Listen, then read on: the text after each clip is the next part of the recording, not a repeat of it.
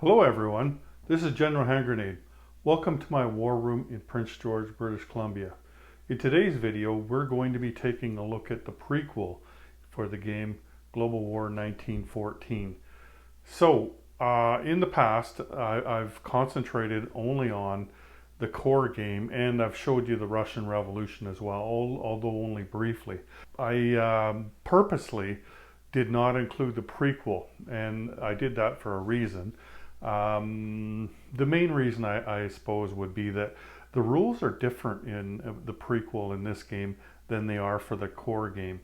They used to be a lot more different than they are now, but now they're getting closer to what the core game is, but they're still different. And so that's a lot of rules that you would have to learn that would get in the way of you learning how to play the core game. I wanted players to learn how to play the core game first so that they had the rules down, and then they could add the prequel to that as an expansion. It's not like the pre-war of the 1936 game. In the 36 game, it's basically the game is starting early, like it's starting 7 turns earlier.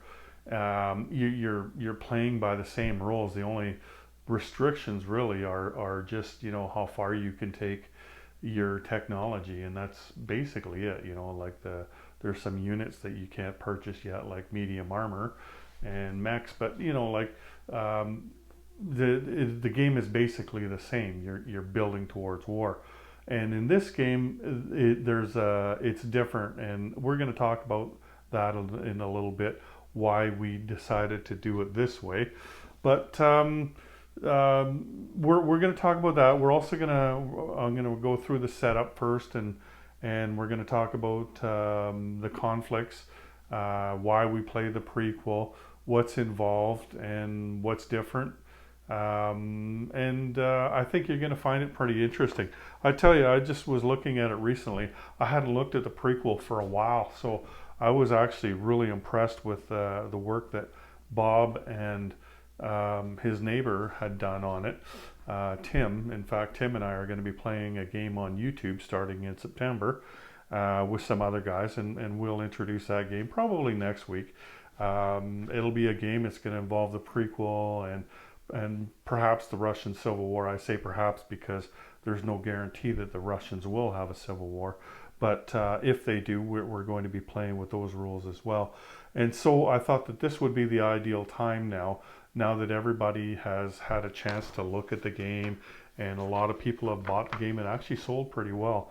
A lot of people have bought the game and they've had a chance to try it and work out the rules and everything. Well, now is a good time to do the prequel because people are getting familiar with the game. And I didn't want to throw too many rules at you at once, because then you're thinking, okay, now is that the prequel or the core game that I do that in? Like, I didn't want to have that kind of conflict. Okay, so anyway, let's get started. Okay, so let's get started with the setup. Before we look at the board, I just want to show you where you're going to find these setups. So if you look at the top there, it says 1912 total, and then at the bottom it says 1914 total. So if you were just playing the core game, you would set up according to the 1914 totals. But with the prequel, you're going to start with the 1912 totals. And if you looked really close, we're not going to examine them that closely. You can see for yourself when you look at them either online or if you've printed them off. You can see that they're not exactly the same. And a lot of work went into what was what the difference was going to be, because there's going to be 7 turns in the prequel, and so you are going to have time to build units. And so we calculated how much money you were going to get during the prequel and what you could possibly spend it on. We tried to get it as close as we could to so that you would be somewhere around 1914 totals when the prequel ended. So that's the setup. Now also you're going to want to look on the other side, because that's the information. Like, all of the major powers in the game have one of these sheets. This is the Ottoman sheet, obviously. So you look in there, there's the starting 1914 peacetime income. So that's 2. Your peacetime income for the Ottomans is 2, and your starting wartime income in 1912 is 11, and your starting wartime income in 1914 is 10. So there's a reason why there's 3 numbers there. First of all, if you're at peace, then your income is only 2. Um, and then when you go to war, the reason that the wartime income in 1912 is larger, here I'll just show you now. Let's move over and take a look. You can see that before the game even starts, um, right here, the Ottomans have this territory. And you'll find on that sheet, until we have a chance to redo the sheets, you'll find that it says cavalry. But if you remember to a video I made a while back, there is actually a camel there. And also a camel where it says cavalry down in Dervish State down there, which is just off of that mini map down there. So that's a couple of the setup changes. Oh, the Ottomans also have this territory, but there's nothing on it. That's Rhodes Island, I think, and the islands. Anyway, so that's a little bit different with the Ottomans, and that's why you see the difference in the Ottoman incomes, is because of that extra territory there. Now, one more thing to look at on your sheet, and that is the 1914 technology. And it shows you what you would get if you started in 1914, like you would put your pies on the technology chart. Stage 3 of defense in depth, and stage 1 in improved logistics, right, for the Ottoman Empire. But when you're going to do the prequel and you're doing the 1912 setups, there is nothing on the chart up here. And actually, there was nothing in the 1914 chart, and we kind of talked about that a lot and said, hey, like if you're just playing the core game, you're kind of at a loss for technology, because like you don't have all those turns in the prequel to build your technology, right? And so you're able to, you still are going to roll for technology in the prequel, right? And the assumption is in 7 turns that chart is going to change. There's not going to be 0 on there. Plus there's opportunities with the conflicts going on in the prequel, and we'll talk about those conflicts in a minute. But there's bonuses for winning those conflicts, and one of the bonuses are technological advances. For the most part, it's improved construction, but there's a few other things as well, right? And that's for the controlling major powers, and you'll see that. So let's just walk around a bit. Before we do though, there's something I wanted to show you. So when you're playing the prequel, you can't move, like none of the major powers are going to move any of these units here. They have to stay in place. They can't move unless they're at war. And I can tell you right now that the only major power that is likely to be at war during the prequel is the Ottoman Empire. Now they're going to change a lot, but the other nations are not going to change. You can build air units and you can build naval units, but you can't build ground units. And the reason for that is we don't want a ton of, say, French units. Like if they were to buy an infantry every turn in the prequel, we don't want them showing up with 7 extra infantry in Lorraine. Like the Germans would never get through there. It would ruin the game. See, World War I is not like the start of World War II. Like World War II, you could see that coming from a mile away. But World War I was kind of like, there was tensions and everything, but an incident happened in Serbia, and it didn't get resolved to the Austrian-Hungarian Empire's satisfaction, and bang, it was on. Nobody knew what was going to happen to begin with, and it started all of a sudden, and so people didn't really have a lot of time to prepare beyond what they normally would have done.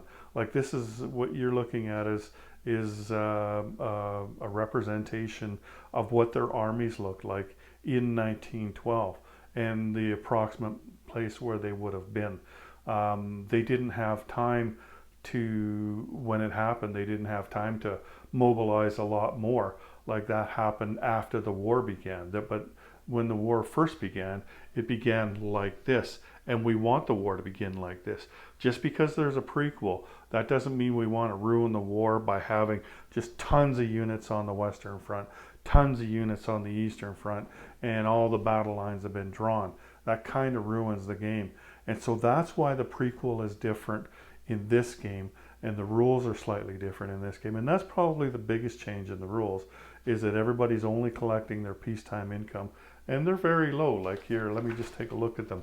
Like Germany is only 4, Britain is 4, France and the USA are at 3, and then the Austrians, the Ottomans, and the Russians are at 2. The Ottomans, of course, will probably be collecting their wartime income for most of the prequel, but everybody else is going to have hardly any money to spend. And so if they're going to help out in the conflicts that are going on, then they're not going to have a lot of money to spend on their own stuff. And vice versa. If they spend it all on their own stuff, then they might not do very well in the conflicts that are going on in the prequel. So you have those choices that you got to make, and it's actually pretty interesting. And one of the things that I really like is that there are bonuses for winning those conflicts. There's 4 conflicts, and there's bonuses for winning them all. Anyway, let's move on with taking a look at the setup. So let's just move around a bit. Here, let's look over here. Now, the board is basically set up the way it normally is, right? Like there's a few unit changes, but not many, right? But the difference is, like you look over here, there's no units in the Balkans there, right? All of those units, and look at, there's a lack of ships over there. I've also moved the ships over to, this is the Balkan mini map here. Let me just make sure I get all that in there. So here we have the Ottoman Navy here, and the Greek Navy, and the Bulgarian Navy up here. Now this map is a little different. Macedonia, like if you look at the regular map, this Greece is up to about here, right? And then you've got Albania over here, and Macedonia over here, and then Thrace over here, right? So at this point in time, the Ottoman Empire was a bit bigger in here, and so that's how it's set up with this. The Greeks are going to lose one guy, like they're not going to have their guy in Macedonia. These guys are the same as the regular setup. So you just take the units that you've set up on the big map and you transfer them over to the mini map. And then for the Ottomans, there's these 5 extra militia that go on, and that's it for the change in the setup in the Balkans. There is that one change. Now the other mini map over here is for the Mexican Revolution, and you can see there's green units and there's brown units. You can paint them whatever color you want. The green units are the federales, and the brown units are the revolutionaries. And the revolutionaries are controlled by the Americans, and the Germans are controlling the federal forces for the Mexicans. And that is another conflict that's going on that you've set up. And then if you look over in Mexico, there's nothing on there. This setup is nothing like what's in Mexico. I think there's only 2 dudes in a cavalry that normally go in Mexico. So there's quite a bit more that goes onto the mini map if you're playing it that way. And then any of the other changes are like I said, there's just fewer units on the board. Not a ton of fewer units, but a bit fewer units.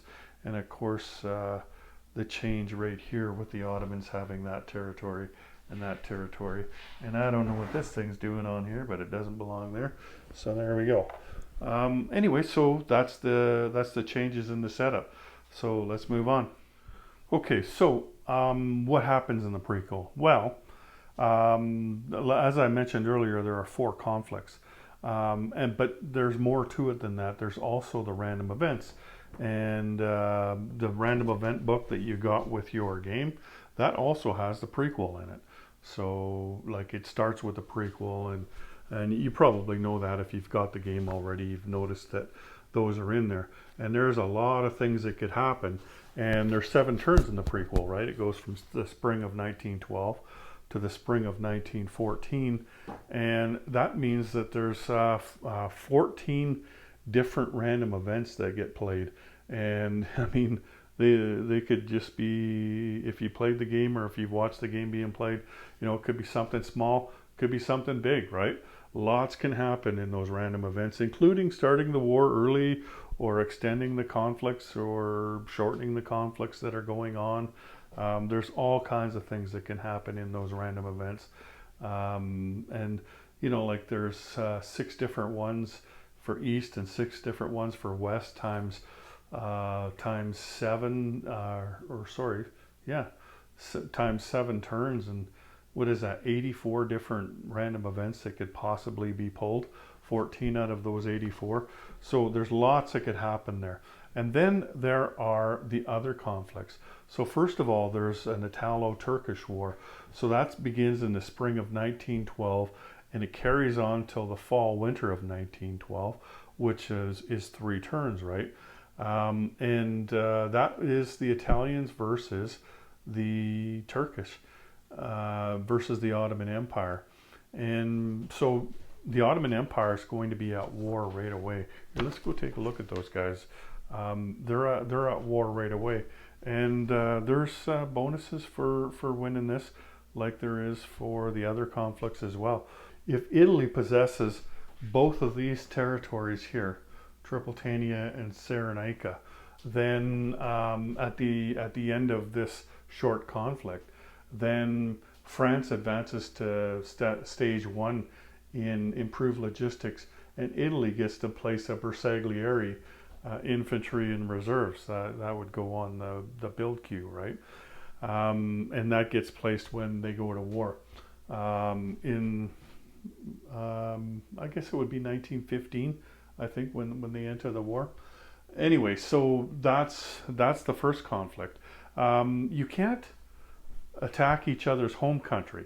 Like, we didn't want it so that you know, the Ottomans get kicked out because of some bad rolling or something, you know, or the Italian gets wiped out because of some bad rolling. We still wanted the core game to still have the meat that it's supposed to have.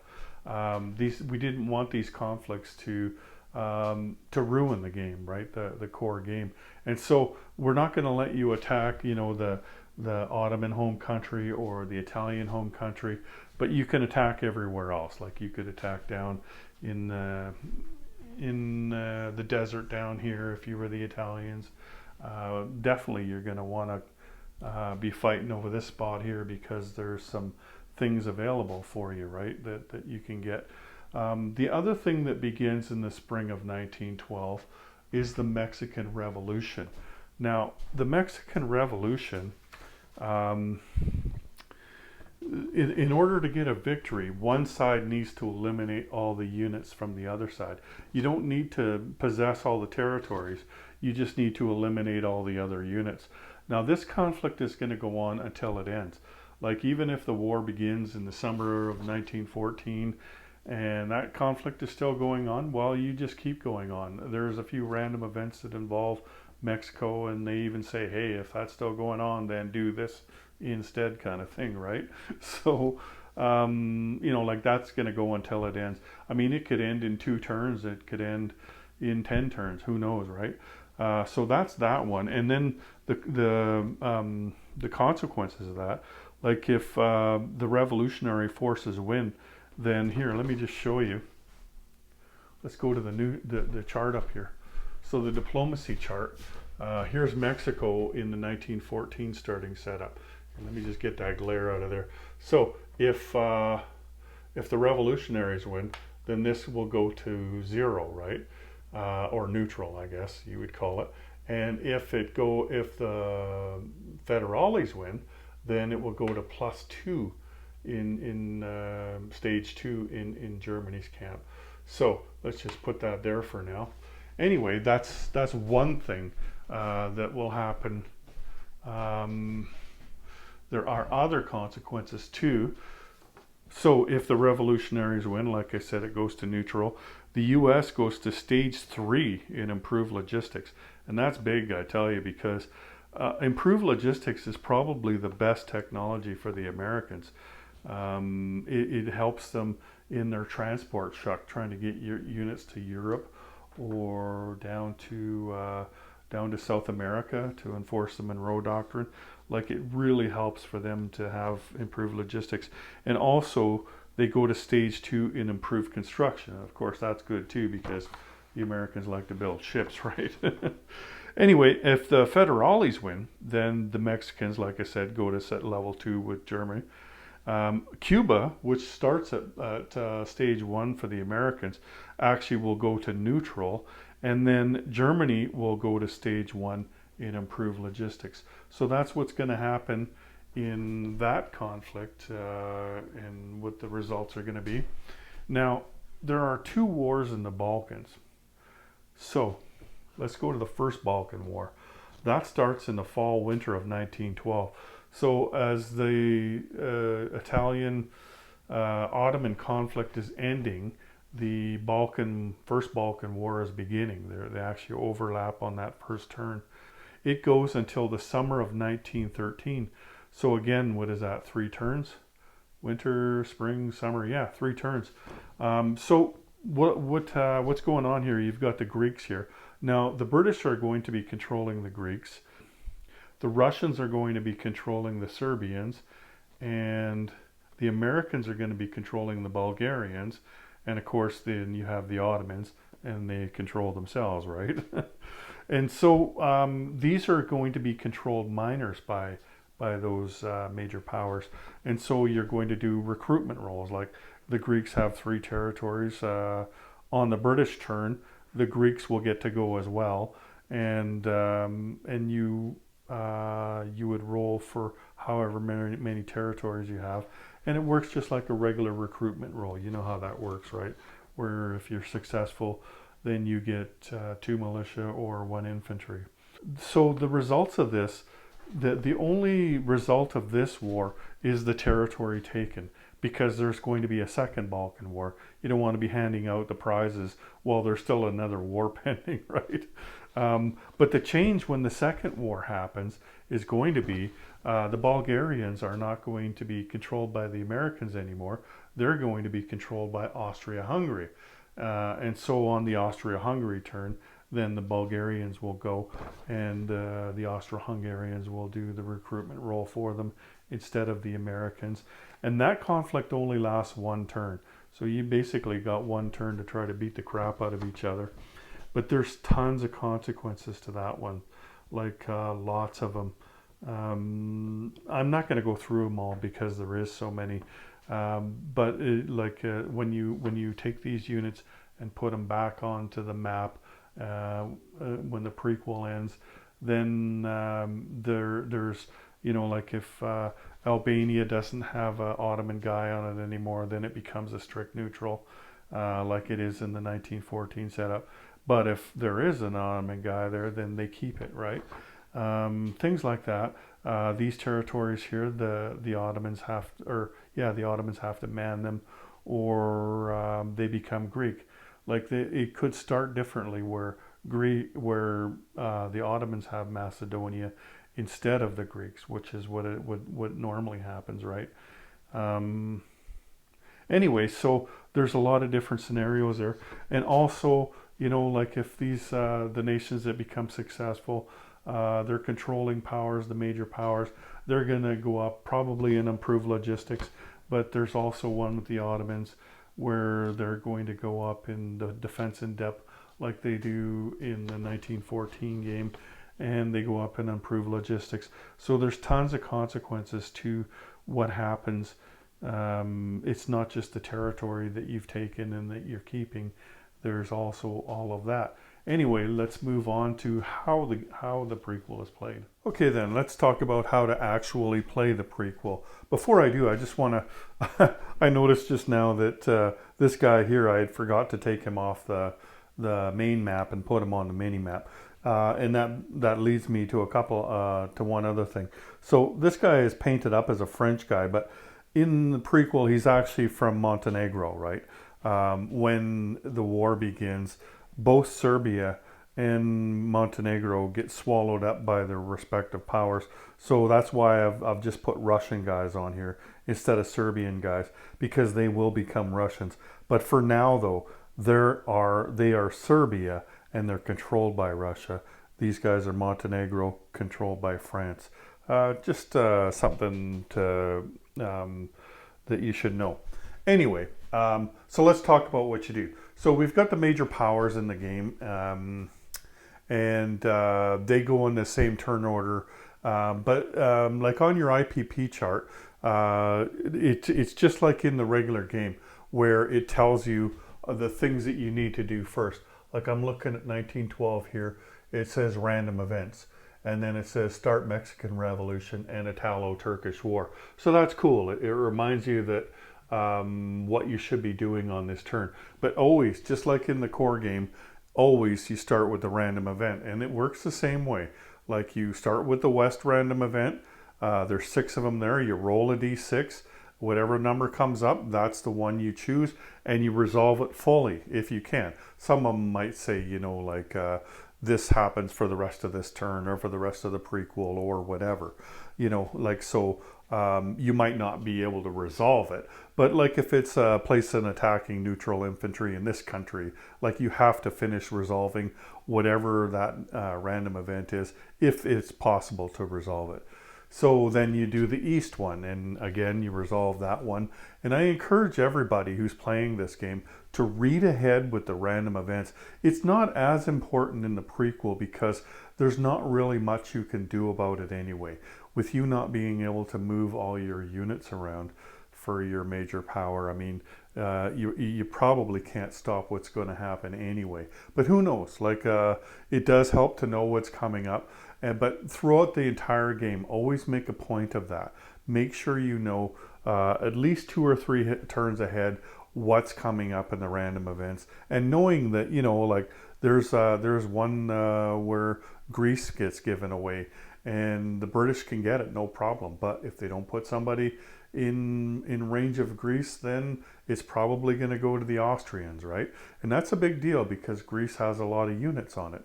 So, you know, like it might not get chosen as a random event, but if it does, you know, like it's either going to be a big bonus or a big loss to you, right? So random events is a big part of the prequel. And then you've got your major power. So Germany goes first. They start with 4 IPPs. Again, we're starting with our peacetime income. So what can they do with those 4 IPPs? Well, first of all, just so you know, you don't get any bonus income. There's no diplomatic income. Like you're not collecting the income if you have a minor power that's on stage 2 somewhere. There is no diplomatic income either. You just get that 4 IPPs. So what you can do with that money is you can conduct diplomatic influence to level 2. So if something's already on level 2, you can't take that nation any further, right? During the prequel, you can't go beyond level 2. And not everybody can do that though, because remember the Americans, they have their income determined actions. And I think it's at 15, I'm going to guess, maybe 20. That's when they can start diplomacy. I don't remember what the number is, but the Americans don't get to do it because they're not at that income level, right? So they're not going to do it, and Italy and Japan aren't going to do it either. They're minor powers in this game, but they don't really have a role in the prequel other than the Italo-Turkish War. The Italians are going to take part in that, and there is a random event where I think it's going to be Japan versus Russia. And so that might happen too. But again, they will be controlled minors. Britain would control Japan and France would control Italy. And, you know, like they don't get their own turns, okay? They just go on their major powers turns. So when you, that's one thing you can do is to conduct that influence. The other thing you can do, you can lend-lease military units to nations that are at war with a major or minor power. You can lend-lease 1 military unit per turn. I don't think you're going to have enough money to lend-lease 2 of them anyway, right? But it is interesting to note, though, that you can only lend lease that military unit. You can't, repair damage or do some of the other things that you can normally do with lend lease. All you can do is send a military unit there, and it works the same as lend lease. Like you have to be able to, like you have to have a path to get there, right? You have, if you're going by water, then the port, has to be like a minor port can only take up to 3 IPPs worth of stuff, right? So you wouldn't be able to lease a mountain infantry to that or an artillery if you can't get there without going through a minor port. You'd need a major port or, railway or rivers or whatever, how you can get there. The other thing you can do is build and upgrade special markers. So that's like your balloons and things like that, right? Some things are just happen to be on markers instead of sculpts. Even though I use sculpts for them, they're classified as special markers. You can upgrade facilities or build facilities, build or upgrade fortifications, coastal artillery, rail, like obviously you need to own that territory if you're building the rail, but you can do all those things. You can purchase naval and air units for your nation, but you can't purchase land units, not unless you're lend leasing them somewhere, right? And so you can lend lease them to any nation that's at war. Like, let's say Britain. Britain doesn't have, Britain controls Greece on this map here. But that doesn't mean that they can't lend lease to Bulgaria if they wanted to. I mean, they could lend lease to the Ottomans if they really wanted to, but they're not going to do that. That would just be dumb, right? But again, remember, you have to be able to get there. Like, how are you going to get to Serbia, for instance, right? If you can't, because it's landlocked. There's no port here. There's a rail that goes. Oh no, the rail doesn't go to Montenegro. Anyway, like you have to be able to get in there. It's regular lend lease, right? So you can lend lease all you want as long as you're following the proper lend lease rules. And so that's your major powers, and then your minor powers, like I mentioned. China does not take part in the prequel. That conflict between the nationalists and the warlords begins when the war begins in the summer of 1914. But Italy and perhaps Japan, maybe not though. Like if you don't get that one, then it's not going to do it. They're controlled minors, so they act on the major powers' turn. Cannot declare war or take actions that would allow another nation to declare war on it. So kind of like the rules that you would expect in the regular game and in the 36 game. Many of the rules are the same when it comes to diplomacy that way, right? The minors cannot engage in diplomacy or research technology. So your Italy and Japan are not going to roll for technology. They're just not, right? And controlled minors with their controlling major power, if it is at war with another major power. Oh, they align with their major power. Controlled minors would align with their controlling major power if it is at war with another major power. That's highly unlikely. And there is another thing here, and it's like if you look in the rules there, 2.5 declaring war. Don't get too caught up in this because it's likely that none of these will ever happen. Like if Germany declares war on a minor power, then French and British income go up by 2, and it has something for the Austrians, the Ottomans, the Russians, and Britain and France, and like the penalties that they would all incur. These things are probably not going to happen because you can only declare war on certain nations, right? And it's likely that you're not going to be able to declare war on any of these nations. Like Germany's not going to declare war on Mexico. I mean, that would turn Mexico against them, right? Whereas they're almost for them right now. But like Russia controls Serbia. So if Serbia were to attack Bulgaria in the Second Balkan War, Bulgaria is controlled by Austria-Hungary, well then Austria-Hungary could attack Serbia if they wanted to. And that would be kind of nice for them too. It gives them an opportunity to get a jump on Serbia rather than waiting until the war begins, right? But again, that might be the only scenario in which these rules would apply with these declaring war. Most of the conflicts are already declared. Now, as far as like the Balkan minimap and the Mexican minimap, that doesn't include any of these conflicts. The Italo-Turkish War, like we don't tell you who started that war, so how would you know if the Ottomans, had to give up penalties in order to attack them? So none of the conflicts in here are going to have a penalty. It's if something else happens, like I said, if Austria-Hungary were to attack Serbia, because they're not part of this war down here, right? These guys are at war, not the Austro-Hungarians. So that would be something extra. And then if they did that, then the French and Russian income go up by too. So, but like I said, don't get too hung up on those declaring war because they're probably not going to happen. As Bob explained it to me, he said it's kind of like a placeholder. We put these rules in because this is what we want to happen if there's something added to the game, like an expansion set for the prequel or whatever, where there are more conflicts going on. Or there is an ability to declare war under certain circumstances. And I'm not even going to guess at what those might be because we haven't worked on any of that. It's just if something ever comes up in the future, these are the rules we're going to use. And the rules are in place now, but it's unlikely to ever happen. Except for, like I said, and I might be wrong, there might be another one, but that one with Austria attacking Serbia, that could certainly be a possibility. Major powers cannot declare war on each other during the prequel. You can't do it. You can't start the war early unless a random event is pulled, and that starts the war early. That could certainly happen. There's one I know for sure where the war starts early in Africa, but just in Africa. You still don't move your units up in Europe or Asia or anything like that. The war is just going in Africa. It's basically a colony war, right?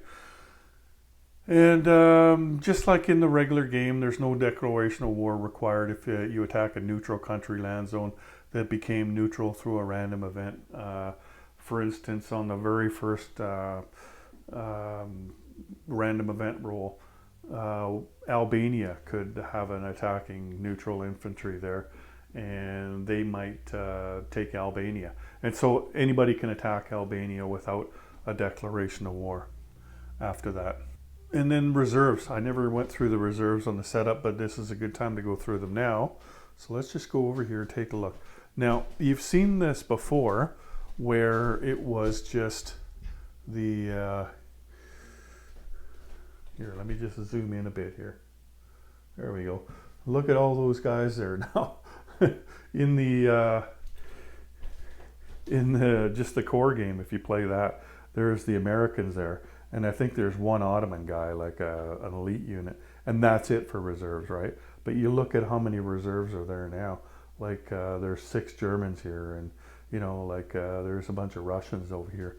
There's lots of stuff as reserves. Now those are going to go on the first opportunity that you get, like your place units, when you're at war. So likely the war will start in the summer of 1914, although there could be an early start date, but with a random event. But assuming that it starts in the summer of 1914, these don't go on before your turn.